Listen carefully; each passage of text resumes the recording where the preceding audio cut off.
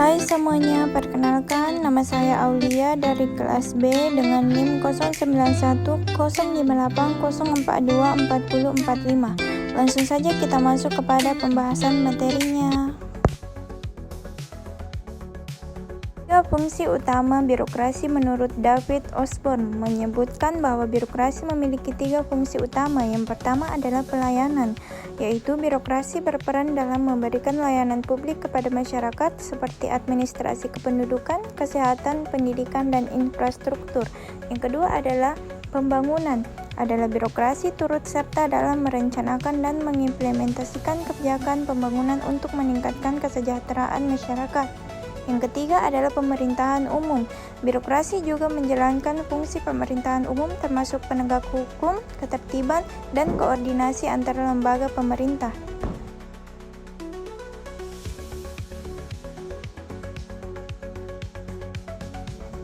Selanjutnya adalah prinsip-prinsip pelayanan publik berdasarkan keputusan Menpan nomor 63 KEP M.PAN 7/2003, Keputusan Menteri Pendayagunaan Aparatur Negara atau Menpan nomor 63 tahun 2003 mengatur prinsip-prinsip dalam pelayanan publik. Yang pertama adalah kesederhanaan, kedua kejelasan, ketiga kepastian waktu, keempat akurasi, kelima keamanan, keenam tanggung jawab, ketujuh kelengkapan sarana dan prasarana, delapan kemudahan akses, ke-9 kedisiplinan, kesopanan, dan keramahan, ke-10 kenyamanan. Contoh nyata pelayanan publik oleh birokrasi, studi kasus digitalisasi layanan administrasi kependudukan. Banyak daerah di Indonesia kini menerapkan layanan Dukcapil online di mana masyarakat dapat mengurus KTP, KK, dan akte kelahiran secara digital tanpa harus datang ke kantor pemerintah. Adapun keunggulan, kendala, serta solusinya. Keunggulannya adalah proses lebih cepat dan transparan, masyarakat tidak perlu antri lama di kantor layanan, dan mengurangi praktik pungli. Kendalanya adalah masih ada daerah dengan keterbatasan akses internet dan tidak semua masyarakat familiar dengan teknologi digital. Solusinya adalah penyediaan layanan offline di daerah terpencil dan edukasi kepada masyarakat tentang penggunaan layanan digital.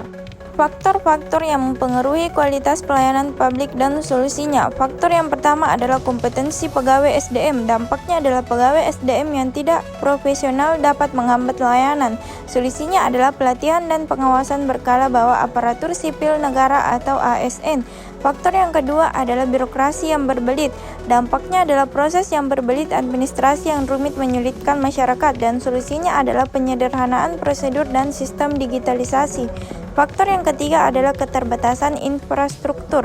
Dampaknya adalah keterbatasan sarana dan infrastruktur prasarana yang tidak menghambat. Solusinya adalah pengawasan penggunaan dana publik. Faktor yang keempat adalah korupsi dan pungli. Dampaknya adalah pelayanan menjadi lambat dan mahal. Solusinya adalah transparansi, digitalisasi layanan, dan sanksi tegas bagi pelaku pungli. Faktor yang kelima adalah kurangnya pengawasan. Dampaknya adalah pelayanan bisa menjadi tidak optimal jika tidak ada evaluasi. Dan solusinya adalah pengawasan dari ombudsman dan sistem penilaian dari masyarakat.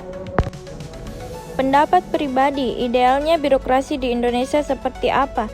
Saya berpendapat bahwa birokrasi di Indonesia harus lebih efisien, transparan, dan responsif terhadap kebutuhan masyarakat. Idealnya birokrasi seperti yang pertama adalah memanfaatkan teknologi. Digitalisasi layanan harus diperluas agar lebih cepat dan transparan.